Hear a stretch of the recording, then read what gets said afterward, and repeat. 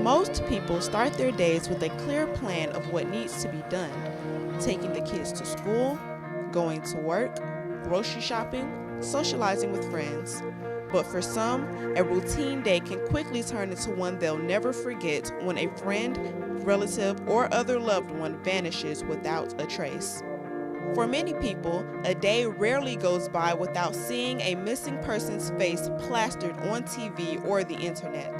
Videos of journalists interviewing mourning friends and family members, huge search parties combing high and low for any clues as to the missing person's whereabouts. The reason for this is astounding. Nearly 700,000 Americans were reported missing in 2012, according to the National Crime Information Center. Of that number, almost 500,000 were under 18 years old. Such a large number of missing children is undoubtedly alarming. However, viewing this coverage a bit deeper raises this question: are the missing children shown on national news an accurate representation of the nation's missing children statistics? Think about it. The innocent, smiling faces that have mysteriously vanished, who need your help in finding them. What do most of them have in common? They're white. Kaylee Anthony, Eaton Patz, Baby Lisa Irwin, Lyric Cook and Elizabeth Collins, Natalie Holloway, Elizabeth Smart. These children were once the focus of extremely well-known and endlessly talked about missing children's cases. Their faces and names have become instantly recognizable. But what about Tianda and Diamond Bradley, Yasmin Acree, Jesse Shockley, Emiliano Terry, Rillia Wilson, Felicia Barnes, and Amir Jennings? Many of these names have little to no public familiarity.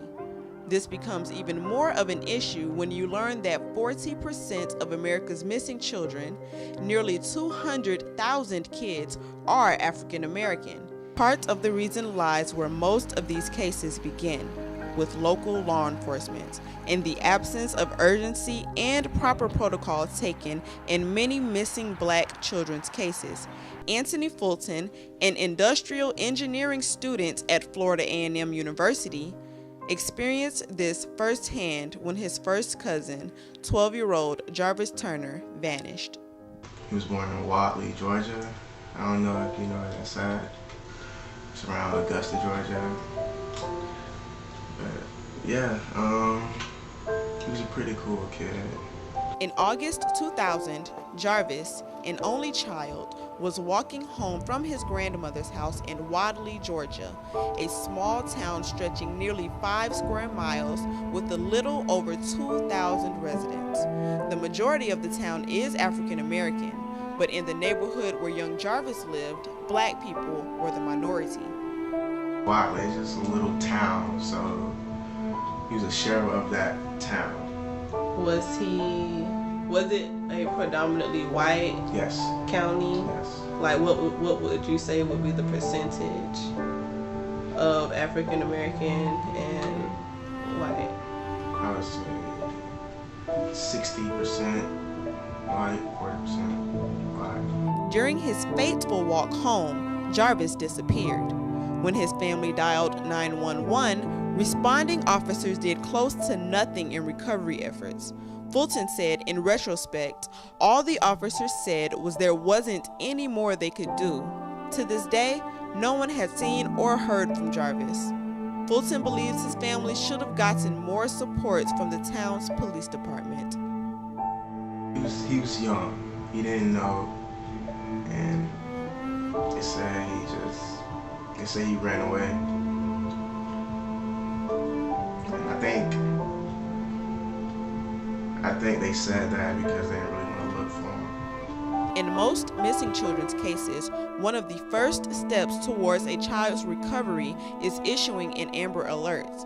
According to amberalert.gov, to be issued an alert, the child must be under 18 years old and law enforcement must be sure the child was abducted. The child must also be at risk of serious bodily injury or death, and there must be sufficient descriptive information of the child and suspect, as well as the suspect's vehicle. Amber Alert systems were not yet implemented in much of the U.S. when Jarvis disappeared, but double standards in who gets issued an Amber Alerts have grown rampant. In a Newburgh, New York case, a 5-year-old girl described as possibly Hispanic by law enforcement was issued an Amber Alert after schoolmates told police 2 men threw her in a trash bag and into the back of a van.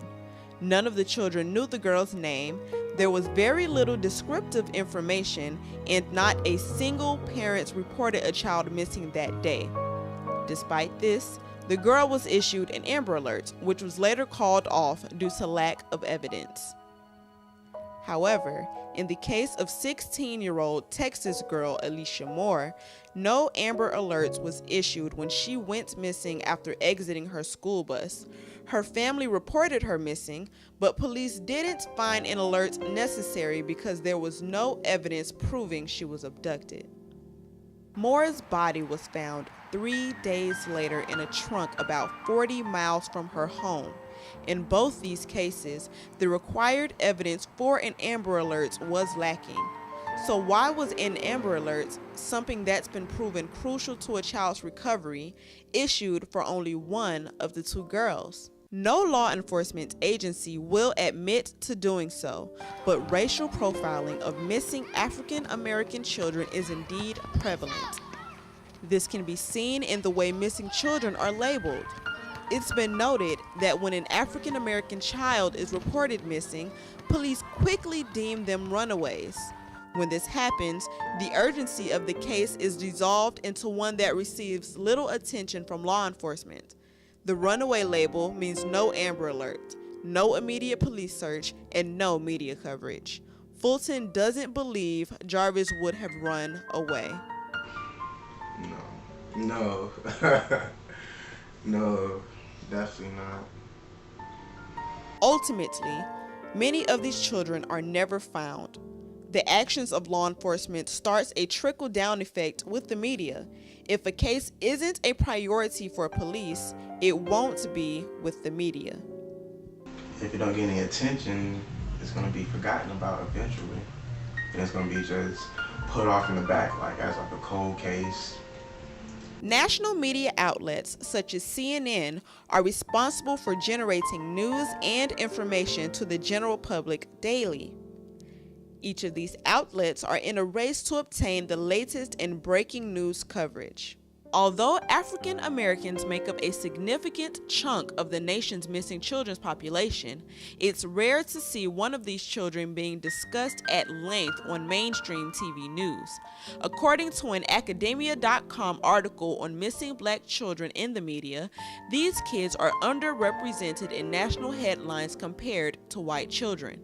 There isn't a concrete reason for this, but contributing factors include racial bias and a lack of diversity in the field of journalism. In the early days of journalism, almost every news anchor and reporter was a white male. A while after, more women became integrated in the field and other ethnicities followed.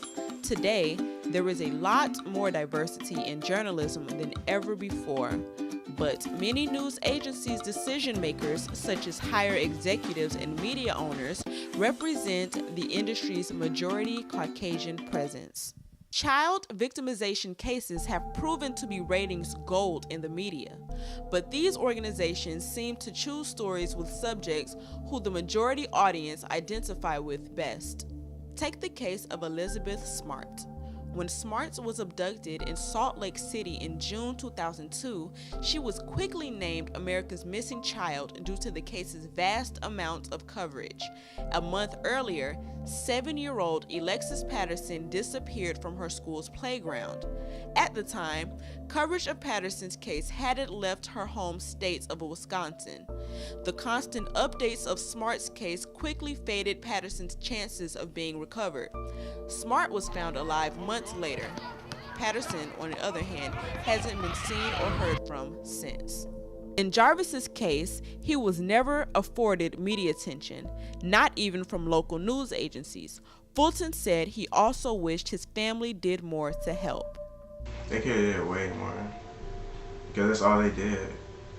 Race isn't the only contributing factor to African American children being ignored by the media. Journalists may deem one victim as more important than the other due to their appearance and social status.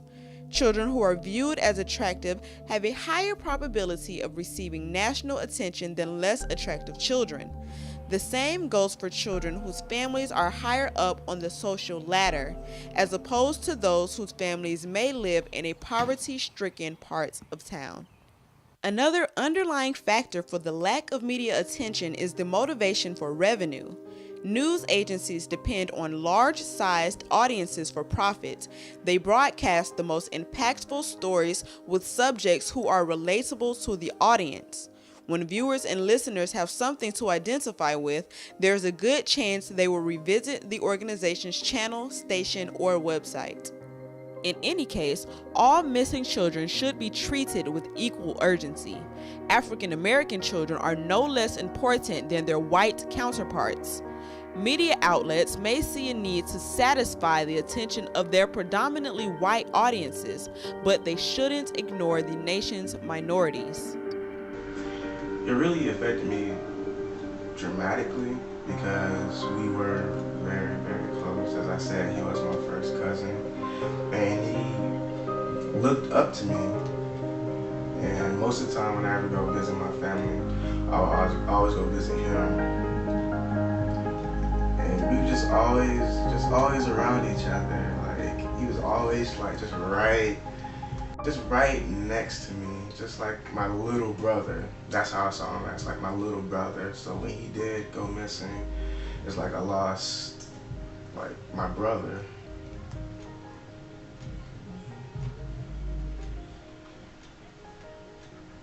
How did it affect your family?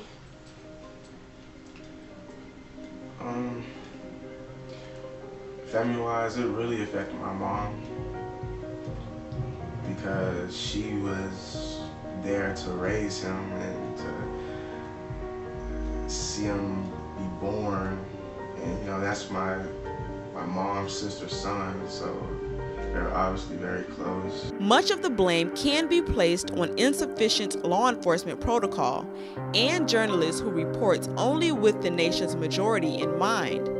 Whether it's done purposefully or not, the issue of racial profiling in missing children's cases will not go away on its own. African American children make up a large part of the nation's missing children, and several organizations and agencies have sprouted with a mission to recover the country's African American missing population. Find Our Missing is a TV series aimed at telling the stories of missing African Americans. Each hour-long episode features 2 cases, and the person's age isn't a factor.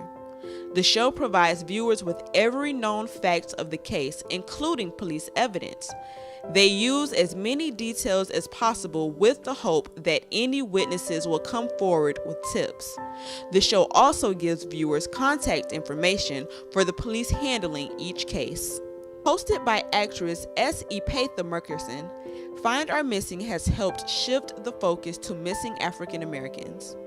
An organization with a similar mission is the Black and Missing Foundation. This nonprofit works to bring awareness to missing African Americans as well as provides helpful resources to the missing people's families. The Black and Missing Foundation also seeks to educate the minority community on the importance of personal safety. Since its founding in 2008, the foundation has solved over 100 of its featured cases. The issue of the lack of media attention for missing African American children won't vanish overnight. Find Our Missing and the Black and Missing Foundation has attracted more attention to missing African Americans, but it's the duty of the African American community to fight the injustice of its missing children. Because if African Americans won't protect their own, no one else will.